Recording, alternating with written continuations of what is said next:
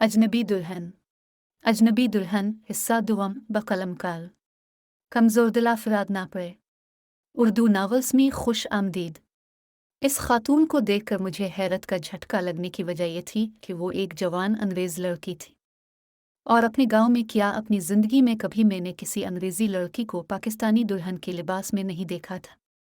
मैं हुनकुहे की तरह इसके चेहरे की तरफ देख रहा था तो वो मुस्कुराकर दोबारा मुझसे गोया हुई। Hello Aziz, what are you doing here? It's late night. इस लड़की को देखकर मेरी घिघी बंध गई थी और मुझे कामिल यकीन हो गया था कि चालाकपुर में नजर आने वाली ये अजनबी अंग्रेज दुल्हन जरूर चुड़ैल होगी, वरना इस गांव में अंग्रेज तो दूर कभी हबशी अफ्रीकी तक नहीं आया। मुझे खामोश और कांपते देखकर वो लड़की दोबारा गोया हुई। अगर तुमको अंग्रेजी समझ नहीं आती तो मैं उर्दू में बात कर सकती हूँ और थोड़ी पंजाबी भी समझ लेती हूँ। इस लड़की को उर्दू में बात करते हुए देखकर मेरे अंदर थोड़ी हिम्मत पैदा हुई। आप कौन हो? मैंने आज से पहले आपको कभी नहीं देखा। आप यहाँ कब आई हो और मेरा नाम कैसे जानती हो? मेरी बात के जवाब में वो लड़की खिलखिलाकर हंस दी। मैं तो बरसों से इस गांव में रहती हूँ और तुम्हें तो मैं बहुत अच्छी तरह से जानती हूँ। अंग्रेज लड़की की बात सुनकर मुझे यकीन हो गया कि हो ना हो ये जरूर चुड़ैल है। इस बात का एहसास होते ही मैं अंधाधुंध भागने लगा। पीछे से मुझे इस लड़की के पुकारने की आवाज़ आती रही, लेकिन मैं रुका नहीं और गिरता पड़ता किसी न किसी तरह अपने घर पहुंच गया। घर पहुंचकर मैं बिस्तर में घुस गया। सुबह आंख खुली तो मेरा जिस्म बुखार से बुरी तरह तप रहा था। रात वाली अंग्रेज दुल्हन का ख्याल आया तो मेरे जिस्म में सनसनी सी फैल गई। इसी वक्त मेरी उम्मी कमरे में नाश्ता लेकर दाखिल हुई। मेरा चेहरा देखकर वो परेशान हो गई। अजीज पत्थर, तुम्हारे चेहरे को क्या हो गया? एकदम पीले पड़ गए हो। कुछ नहीं उम्मी, बस कल सफ़र की थकान और बुखार की वजह से ऐसा हो गया है। अभी हकीम साहिब से दवा लेने जाओ निगा।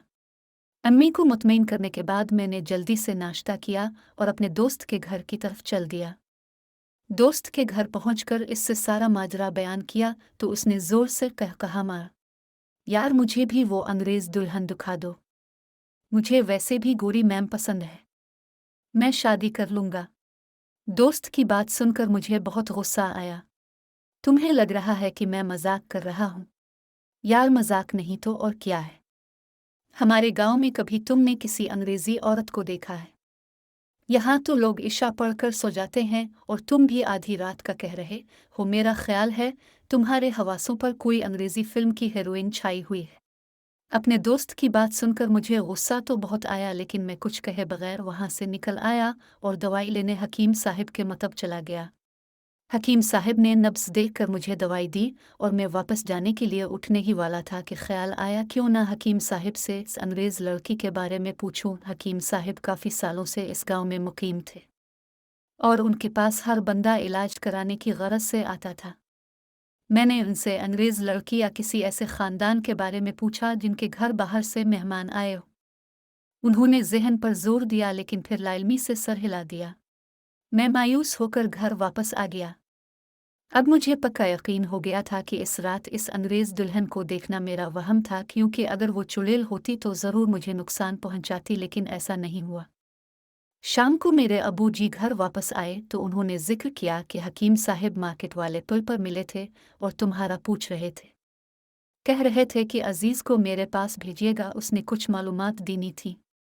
वालिद साहिब की बात सुनकर मेरी रगों में सनसनी सी फैल गई। मैं समझ गया कि हकीम साहिब जो इस अंग्रेज़ दुल्हन की मालूमात मिल गई हैं। मैंने फ़ौरन हकीम साहिब से मिलने का सोचा, लेकिन घड़ी की तरफ देखा तो मगरिब का वक्त होने वाला था और हकीम साहिब का मतब असर से पहले बंद हो जाता था। मैंने अगले रोज़ उनसे मिलने का तहिया कर लिया। अगले रोज़ में हकीम साहिब के मतब गया तो वो मरीज़ों को चेक कर रहे थे। गांव में बुखार, नज़ला, ज़ुकाम की बीमारी फैली हुई थी, जिसकी वजह से मतब में रश था।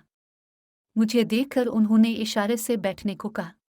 मरीजों से फारिग होने के बाद हकीम साहिब ने मुझे अपने करीब बुलाया और गोया हुए, अजीज़ बेटा, तुमने जिस अंग्रेज़ लड़की का पूछा था तो इस गांव में ऐसा कोई घर नहीं है जहां कोई गैर मुल्की हो। हाँ, अलबत्ता मैंने अपने दादा से सुना था कि आज से 100 साल पहले एक बहुत बड़े ज़मींदार चौधरी हशमत अली खान साहिब हुआ करते थे। इस वक्त पूरे गांव की ज़मीनों के वो मालिक थे। उनका बेटा इंग्लैंड से एक गोरी मैम को बया कर लाया था, लेकिन सुनने में आया है कि वो लड़की कुछ अरसे में मर गई थी।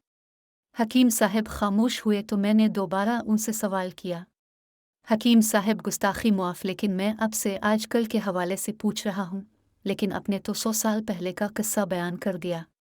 हकीम साहब मेरी बेसब्री पर मुस्करा दिए। बेटा मैं आपको वही बता रहा हूँ, थोड़ा हिम्मत सब्र और हौसला रखा करो, आजकल की नस्ल में सब्र बिल्कुल नहीं है, बेसब्री की ट्रेन पर सवार रहते हैं।